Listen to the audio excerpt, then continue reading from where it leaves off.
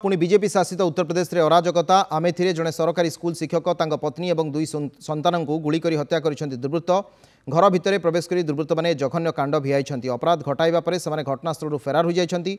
मृतक होती सुनील कुमार पत्नी पूनम और 5 वर्ष और 2 वर्षर दुई झील अहोरा भवानी क्रॉसिंग निकटरे से भड़ा घरे थिबा बेले घटना घटी। एसपी अनूप कुमार सिंह कहते लुटिबापाई यही अमानवीय घटना घटी नहीं बरं हत्या पछरे अन्य किछि कारण रही। परिवार सहित अन्य कौनसी व्यक्तिंकर विवाद थिबा मध्य अनुमान करा जाउछि। गत अगस्ट 18 तारिख रे चंदन वर्मा नामक जड़े व्यक्ति विरोध में पूनम अभियोग आनी SC/ST आईन आधार में एफआईआर दायर करथिले। सेही कारण को नहीं यही हत्याकांड घटी पुलिस आशंका करुछि। सुनील जड़े सरकारी स्कूल शिक्षक थिले एवं पनहोना कंपोजिट स्कूल रे कार्यरत थिले। पूर्व से यूपी पुलिस रे मध्य नियुक्ति पाइथिले।